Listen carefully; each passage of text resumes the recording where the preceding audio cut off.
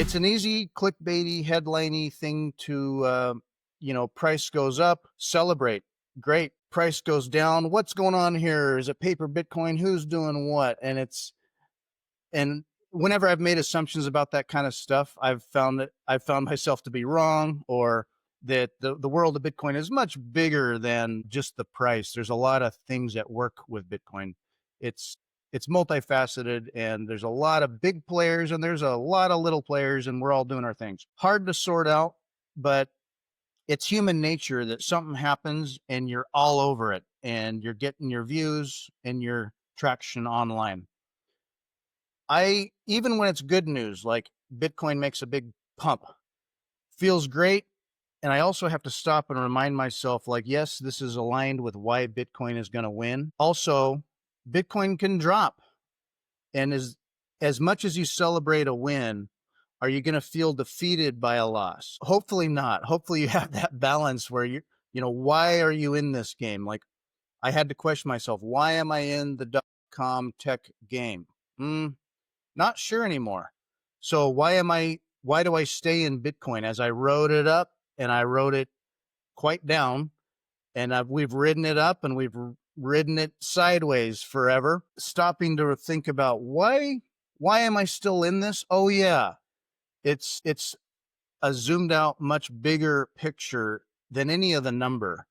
And so I'm just all in from a standpoint that the world needs to be healed and changed. And money being the invisible, transparent air we breathe all day, every day. It's the language of our economy that we don't even think of as economy. It's just like our life. It's been a game that invisibly also we everyone's trying to keep up with, and at best tread water, hopefully. Or you wish you were, of a boomer generation that got into real estate or something, or well, every generation slides a little more.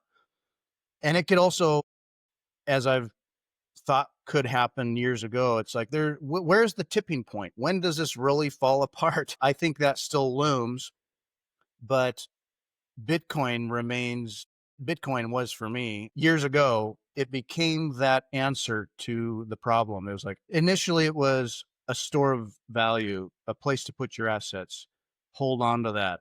And then, okay, yeah, medium of exchange. And then all the other core values of money, but way beyond that, the gestalt of everything about Bitcoin in total is human societal theory, economics being driven by human incentives. And that is huge. That is huge. Everything from our power, energy generation, our power sourcing and use, and the environment. I mean, like, I'm all for protecting ecosystems, the ecology, the earth, the planet, our existence on Mother Earth. It aligns with things that need to be pro-human, sustainable, long-term, and it's not number go up. It really is not. So it's very much about how we start settling down and stabilizing our human economy and our human relationships and the time we have on this planet, and ultimately our incentives. Why are we doing things that we do day by day and for the long term? Bitcoin helps you reevaluate the why. Why do you do what you do? And if you're caught up on number go up, or ooh, number went down, you gotta step away from that. It's like put away the cell phone for a day and read a book, or take a walk.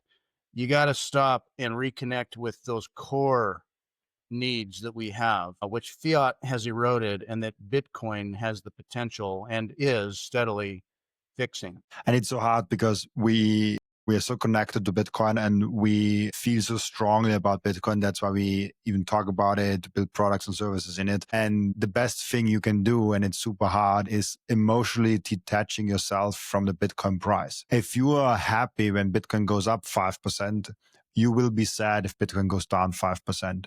Yeah. If you feel smarter, you feel confirmed, you feel better if Bitcoin price goes up, then you will also feel dumber and more insecure if Bitcoin price goes down, because you give the Bitcoin price this power over you. And I've really found that to be very, very true. And it is hard to step away from that. And I stepped away from that with Bitcoin. I think fairly good at this point, but didn't step away from that with Bitcoin, with my YouTube videos, for example. I bring out every day a YouTube video as this one also. And sometimes it's crushing it. Sometimes it's doing really good. Sometimes it's just average. Most of them are actually average, as you would guess, because Average, which is quite good. Yes. exactly, like, because like it wouldn't be average if most of the videos wouldn't be average. That's just a statistics jokes. And then there are also some that just underperform because either the conversation was not that good, or the title was not that good, or it is just a boring time at Bitcoin, or whatever the Sure. reason was, or the Yeah. algorithm just didn't love me that time. Yep. And I catch myself being emotionally detached from Bitcoin, but being emotionally very attached to how my videos are doing. Certainly. And Yeah.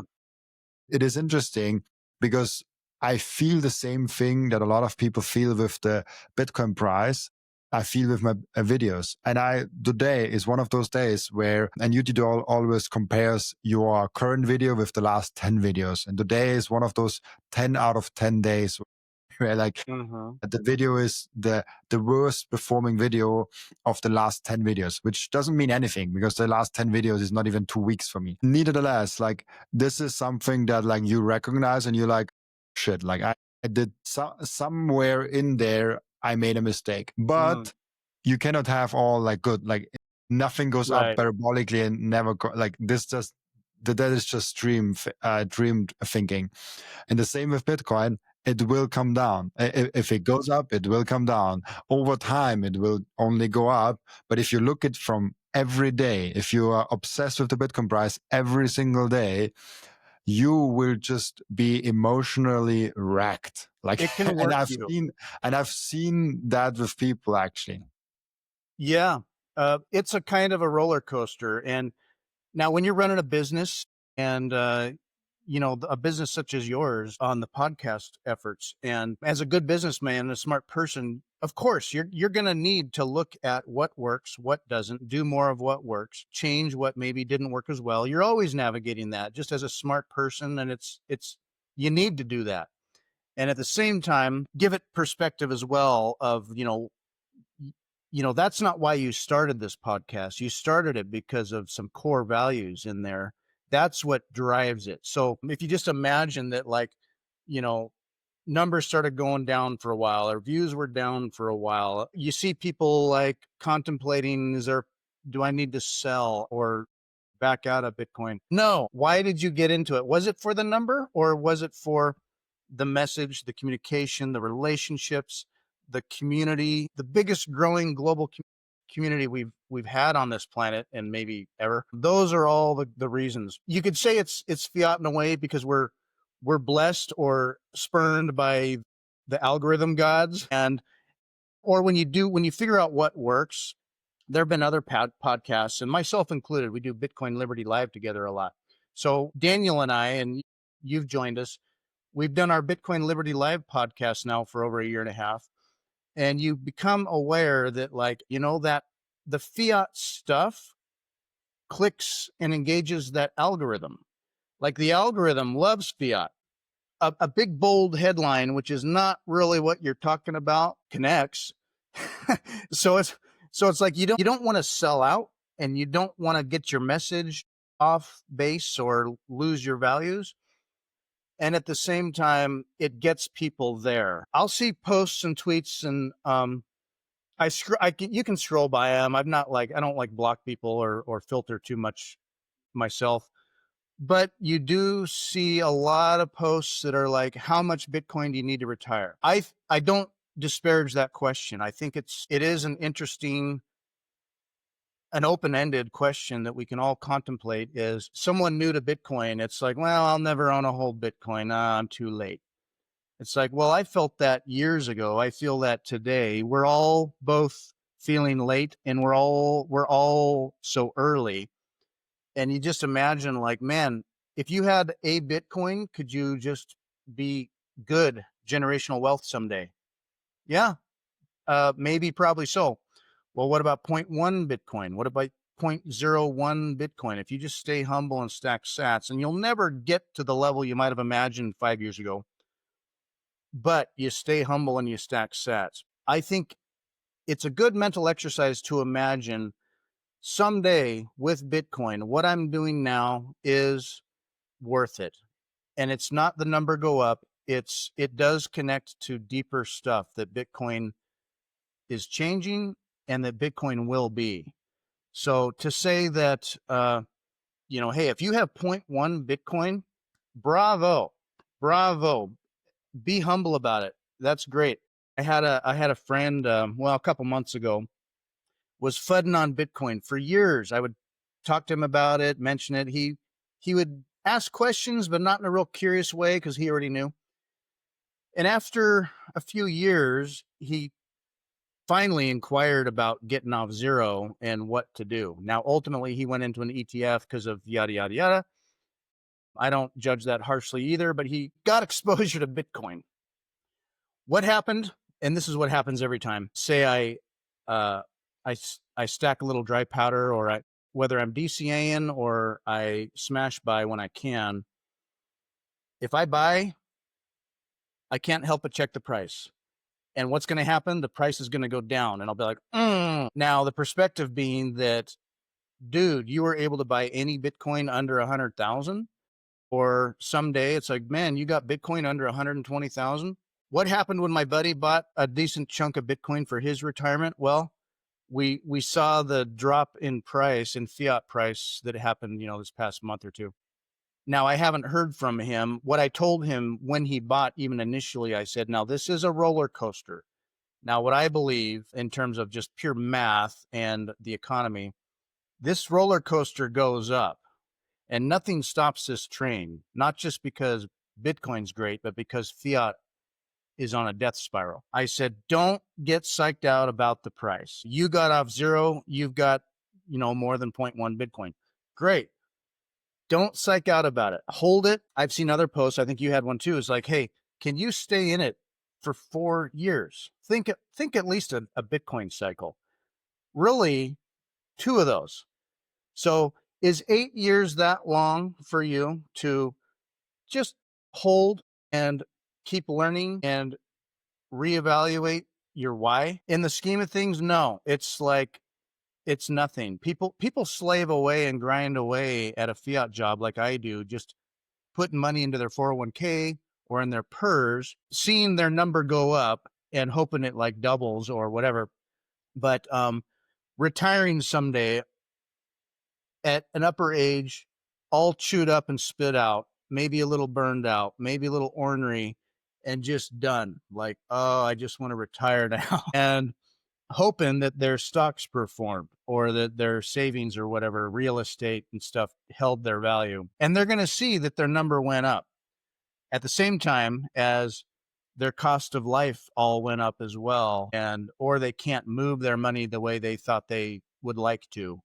It's tied up at a bank with a brokerage firm with rules, retirement service rules, whatever, what have you. With Bitcoin, when I started stacking and putting it into Bitcoin, not only did I have control and I could take self-custody and I could make my own plans, and I believed and I have complete faith in the reason and theory behind Bitcoin and how it works and that it can't be stopped. It also short-circuited all the distraction and concern about stocks, companies, fiat economy stuff, what government's going to do.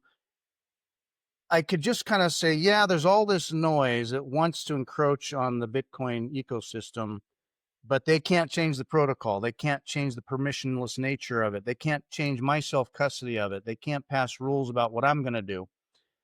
So there's that empowerment and simplicity to it. I could just discard the noise, study Bitcoin, or do nothing, and I'm fine. So it's a relief. Bitcoin can provide that kind of retirement relief.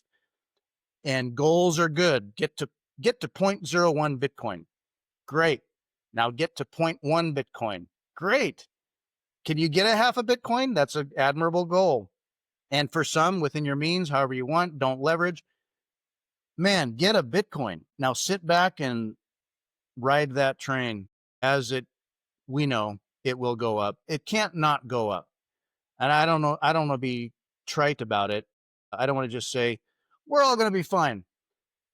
But I'll tell you, as fiat systems fail and rebrand themselves or rise from the ashes again or try to sell us on the latest shill, I don't have to worry about that anymore. So it's a real peace of mind for people. I enjoy seeing the conversations about, oh, it's up, let's celebrate. I'm happy too. How much can you retire on? I've thought about that, and it's part of my why. I have no problem with those kinds of questions. I just don't want to get stuck on, oh, what's the price today?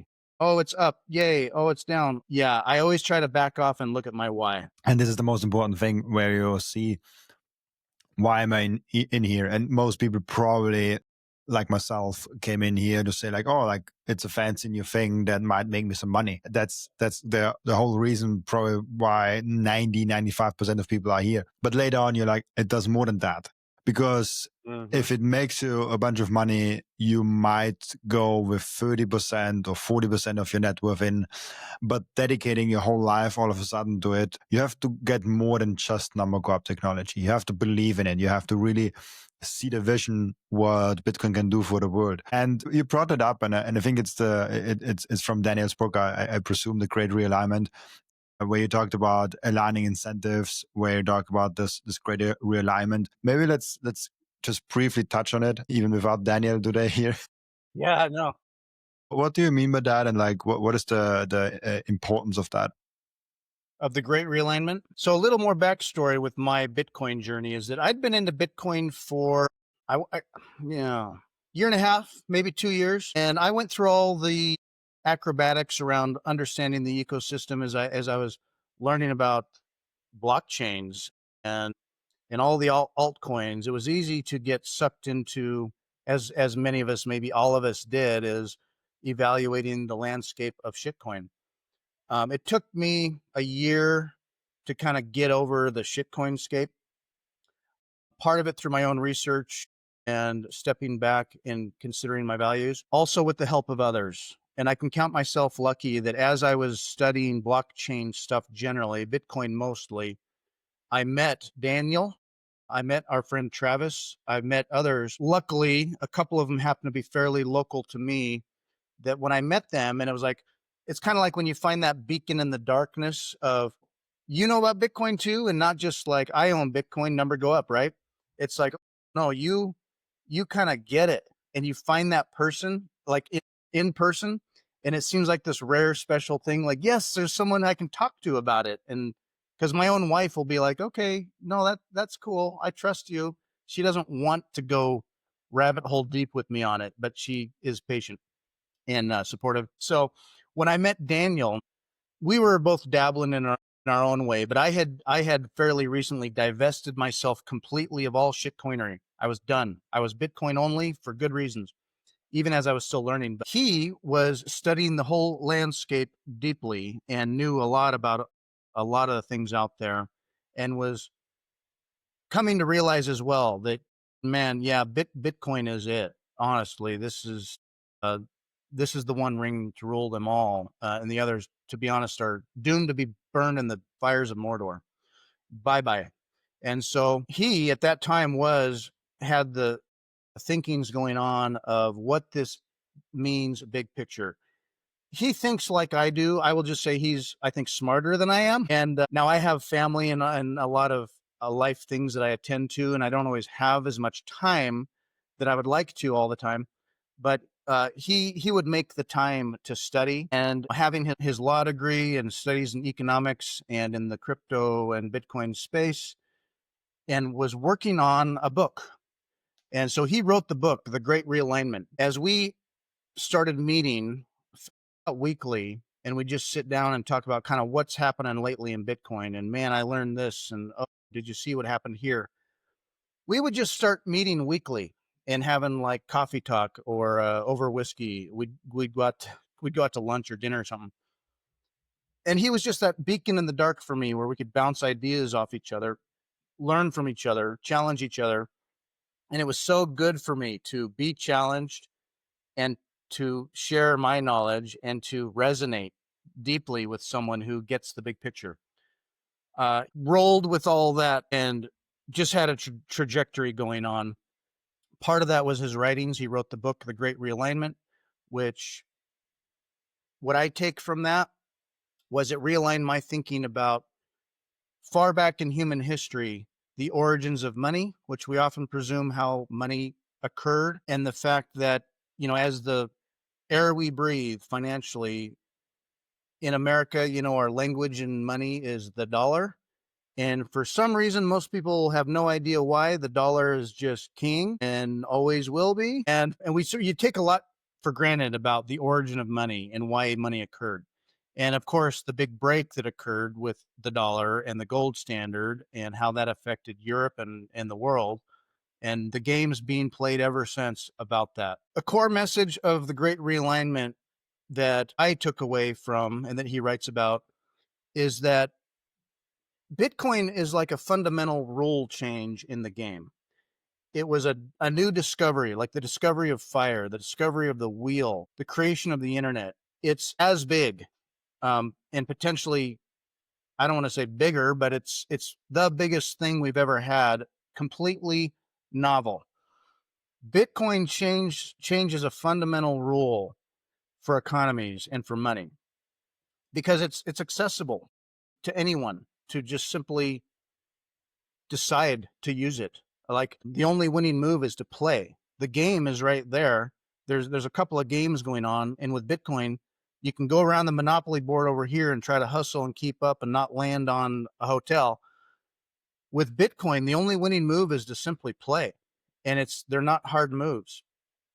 So it changes the rules of a game. It's a new game.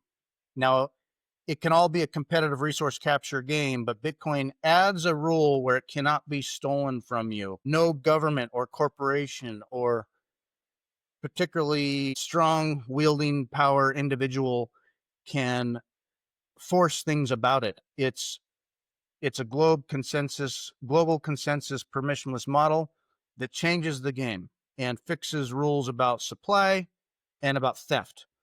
And so it gives us both the power and the responsibility to play that game. The Great Realignment point being that it can't be screwed with. The train doesn't stop. Now that this rule is in play, it makes sense regardless of any size of a fiat corporation or the fiat incentives of any corporation. They see that on this other table here is a new rule where their winning move is to play. And so unless they're really stupid, they're going to start to play that game. What playing that game means is that they can't keep running with their legacy, scammy fiat game. It realigns the legacy game. So even as it's invisible and Bitcoin's roots grow deeper and deeper into TradFi, they cannot avoid it because they want number go up. They've always perpetually struggled to maintain number go up. And at one level, they can do that by printing money and moving money and laundering money, whatever they want to do. And then a lot of that's criminal. So they've been able to force a number go up situation, but at the expense of what you might call inflation, but rather kind of monetary debasement and proof of war. The dollar has been floated on proof of war. Now we have proof of work. And with that rule change, as they start to play the new, call it number go up game, it's going to realign their incentives because what the old game just doesn't work as well and as a hustle. The new game is participate, collaborate, and even if we wanted to screw with it, we can't. So not that there aren't risks to Bitcoin, we can get into that, but all they're going to have to do is play the new game, and they are. Over time, what that does is realign incentives about, well, this game over here is toxic and fiat. This new game is pro-human and actually good for all. And that rising tide raises all boats. And so the Great Realignment is the rising tide of Bitcoin, establishing all of its roots in TradFi, and that governments, corporations, individuals, families are all going to have incentives and their values realigned toward what works versus what sucked. So that's not to overly simplify the great realignment because it makes a lot of good points, but the great realignment is happening and there's no stopping that train. And it's not just number go up. It is deep human, pro-human values and a bright future. I love that. You summarized it also very nicely. And I think I love the analogy that also Daniel, I think we've mentioned him too much now. I should show, I should show the people who we're actually talking about next to it. Daniel White, Robin Seyr. And I think people, oh, that's so nice. There's this, the first one also. Oh gosh, how my podcast has developed. I will show you this. We have come when you type in Daniel White and Robin, there's obviously the our podcast coming up, and this is the first one we did together. Daniel and I, was super fun. I was still in my old room. I moved already 2 times since this interview. Wow. That's also a great interview if you want to have a throwback thing, but Yeah. this is the main thing I was talking about, where we talked also about microseed and also about all the things. Yes. Like this is see the difference, In you know, like Prague. this how the podcast this how it goes. But yeah, like I just wanted to show this to the people if they're wondering about it. Thank you for watching this video. This was only a snippet of the podcast, and if you want to watch the full episode and get all of the context of this episode, you can click right here or here. Oh, maybe also here.